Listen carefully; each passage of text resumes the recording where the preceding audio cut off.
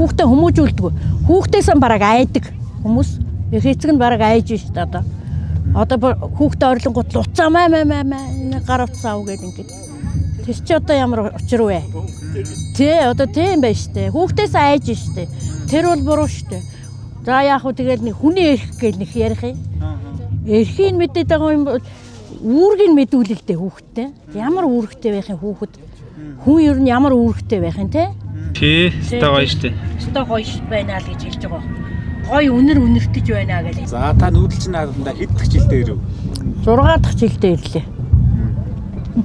Танайг ирэх хүмүүс их сонирхож байна. Зөндөө сонирхож байна. Үзээгүй улсуудч их байдгийн байна, үзсэн ч их байдгийн байна.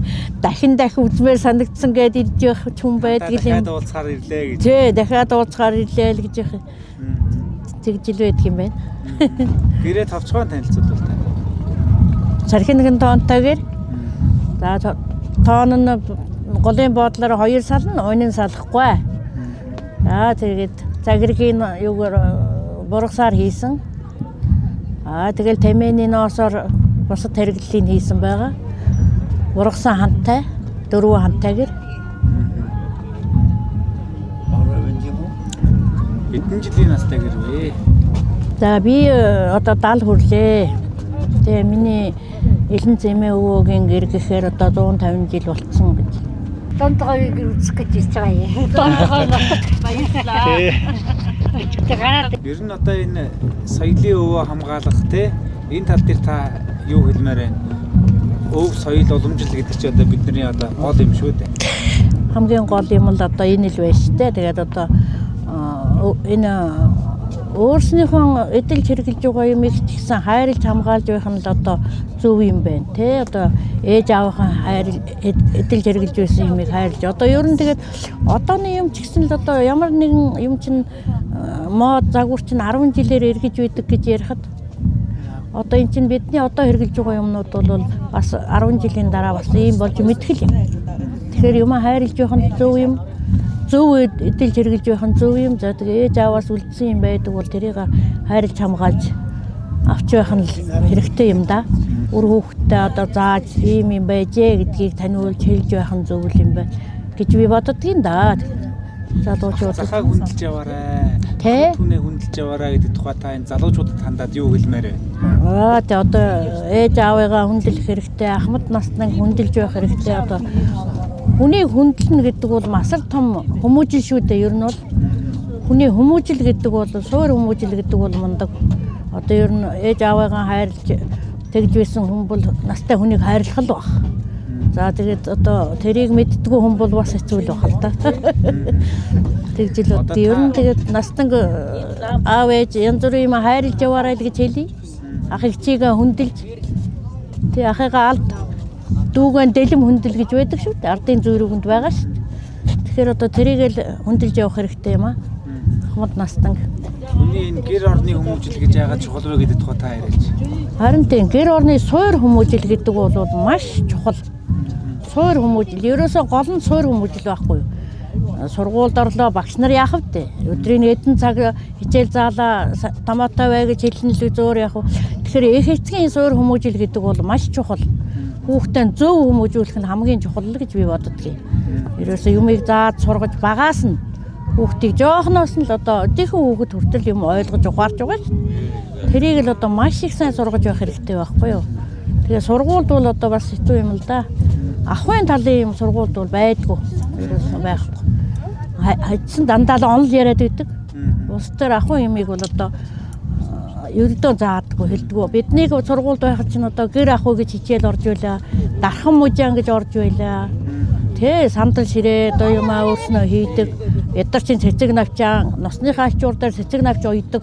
Тэрийгэ хүрээлдэг. Одоо тийм байлаа шүү дээ. Тэгээ одоо тэрийг бол огт мартсан.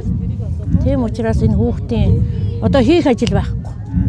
Гэрийн даалгавар гэдэг онлол яриад байдаг болохоос биш гэрийн даалгавартаа одоо тэрийг ширээ сандал хийгээд иргэх нь хайшаа гэлээгэхдээ ер нь бас ойр зургийн юм хийлгэж баймаар санагддаг шүү дээ хүүхдэд. За зөвхөн хүнийг хүмүүжүүлж шүү дээ. Тий, хөдөлмөрчүүдийн хүнийг хүмүүжүүлж нэг өдийнх нэг юм нэг зураг зурчаад тэрийг одоо нэг 500 төгрөгөөр өгчөхөд тэр хүүхдэд Нэлээд хүмүүжил орондоо ер нь. Одоо ингээд хүний хөдөлмөрөөр юм хийхлээр хөлсөөн гаргаж хийсэн юм бол хүнд юм болдгоо гэж ярьдаг шүү дээ. Тэгэхээр одоо энэ тэр таны ярьдаг гэр орны хүмүүжил гэдэг юм жаахан алдагдаад байгаа юм шиг санагдаж байна уу?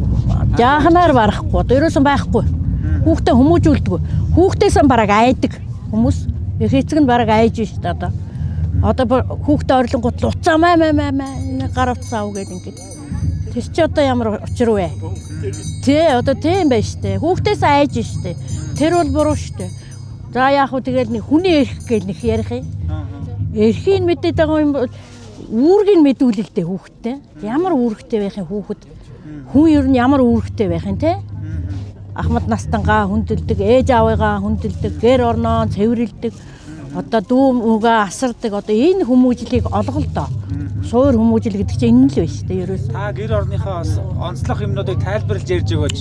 Тэр хүүхдийн баримт бас тэрийг асуухгүй. За манай хүүхдийн би нэг 4 охинтой 2 хүүтэй хүн юм аа. Тэгээд манай том хүүгийн 4 охины удаа гарсан болохоор нь 2 хүүгийнхаа баримтыг ингээд хамгаалаад яваад байдаг юм аа. Одоо яг хүн нэг охтууд дандаа голдуу байсан болохоор бас эрэгтэй хүүхэд гарахлаар одоо бас арай өөр хандаж байсан байхгүй юу. Тэгээ 2 хүүгийнхаа баримтыг хадгалаад байдгийн. Тэгээ одоо 40 төгөж байна даа. Арайч 40 болоогүй л байна. 38 та юм уу? Тийм жилэл болж байгаа юм. Тий. Тэгээ нэг дүүгийнх нь баримт байсан. Энийг ч бас дүүн өмсөж байсан. Тэгээд яг хоорондоо ойрхон болохоор дахиад өөр нэг арай томхон баримт байсан. Энэ гадаа нэг ягаан дээлтэй хүүхэд явж байгаа да. Сууж л байгаа. Тэр нэг манай баг хүүгийнх юм байгаа юм. Манай 38 та хүүгийн барьж одоо байдаг. Ингээд цоорцсон. Тэ энэ ч дараа цоороогүй маа. Зүгээр энэ жигүүний. Тэр үед ч өстэй давуу жигүүний гэж байлаа шүү дээ. Тэ өстэй давуу гэж байсан. Тэ тэгээд одоо энэ одоо бол тасам гэж ярьж байгаа шүү дээ. Дээл энгрийг. Тэр үед энэ чи халиудна гэж ярьдаг байсан.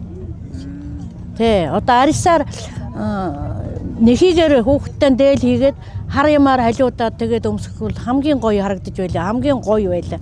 Ямар сандаа манай нэг хүүхэд манай нэг охин наадмаар өмснө гэж орилж байсан. Дээлийн далд хийчих чи наадмаар өмсөх гэж гоёх гэж байгаа. Дээл далд хийчихлээ гэд өстэй дээл наадмаар өмснө гэдэг бол одоо бас онь доо. Тэгэж орилж байсан. Одоо яг их сургууль төгссөн энд байна л да. 40 жил хадгалсан бол ихийн хайр тий. Тийм шүү дээ. Ихийн хайр шүү дээ. Энд ч одоо нэг охтууд бас хэд юм болохоор тэгээд хүүднэр цөөн болохоор одоо нөгөө хүүхдтэй л ихийн хайр гэдэг илүү байсан байх шүү дээ. Хүүхдээ яана гэж юу байх вэ? Зүгээр гэлээ гэхдээ одоо бас арай өөр байсан байхаа гэж боддгийн би өөрийгөө. Тэр дээлийг нь бэлгэлж ирсэн. Хүмүүс бол байр машин ингээд бэлгэлдэг шүү дээ. Тий. Тэгэд бол Хамгийн чухал. цаад утга нь ээжийн хайрыг Тий. хэлж. Ээж нь ийм их хүүтэй хайртай байсан. Тий шүү дээ. Гэр бүлтэй, хүүхдтэй ийм хайртай байгаарай гэдэг тохыг хэлж. Мундаг байна. аав ээжийнхаа ачийг хариулна гэдэг тухай залуу хүмүүс юу санаж явах хэвээр юм бэ? Тэр бол ер нь хариулна гэж бол баг байдгүй гисэн. Гэхдээ одоо яах вэ? Амьд байгаа цагт нь ээж аваагаа хайрлж асарч тэгжил байх ёстой. Одоо тэрнээс одоо хариулна гэдэг бол хэцүү л дээ. Хэцүү ер нь тун хэцүү гэж ярьдаг юм байна лээ. Би ч боддгийн ер нь ээж аваагаа уцаарлан, нуурлан те ээж аваагаа одоо тойл тордож ядарч байгаа үед нь тойл тордож байх нь чухал юм аа. Тэрнээс одоо бас нэг чадaltaй байхад нь бол одоо бид нар хайрлаач юу байх вэ зүгээр. Тэр ядарч байх үед нь хүнийг одоо их хайрлж байх ер нь тэр л одоо их чухал юм да. Би тэгж л боддгийн. Одоо нөгөө хадам аав ээжээ хайрлаж өөрийнхөө аав ээжээс дутуугүй хүндэлж явах ёстой гэж энэ чинь ер нь дээр үесээ монголчууд юм штэ. Энэ бас алдагдах гээд байгаа юм шиг санагдаад байдیں۔ Надаа. Энэ тухай та яриач. Алдагдаж байгаа. Одоо тоохгүй. Тийм ээ. Хадам ээж гэд нэг юм байж л байдгийн. Одоо тэр чинь ялгаагүй штэ. Хүүтэй бол охинтой тий. Охинтой бол хүүтэй гэж ярьдаг үстэй. Тэгээд тэр хүнийг төрүүлж өсгсөн тэр ээж өөрийг чинь төрүүлж өсгсөн ээж аав хоёр ялгаа юу байна? Тийм биз дээ. Тэгэхээр одоо хүүтэй хүн бол охинтой болоход одоо миний нэг хүүхдэл гэж бодох хэрэг шүү дээ, тийм ээ? Нэг гэр бүл болж байгаа шүү дээ.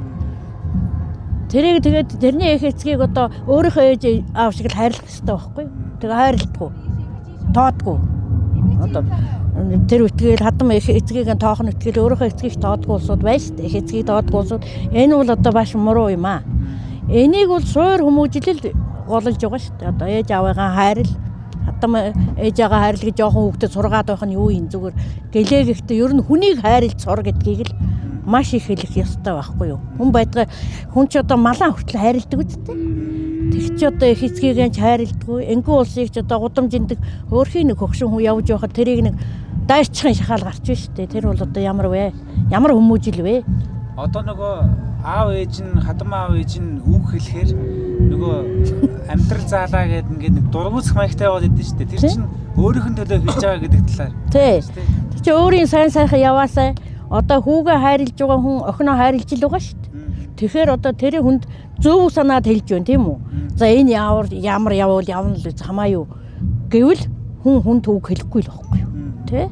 Тэгэхээр одоо миний хүүтэй адилхан одоо миний л охин, миний хүү тэгэхээр одоо сайн сайхан яваасаа, зөв яваасаа гэдгийг л хэлж байгаа байхгүй юу? Тэрнээс устдаар одоо тэгэл хамаагүй гэвэл хамаагүй л гин шүү дээ. Сайн байна уу?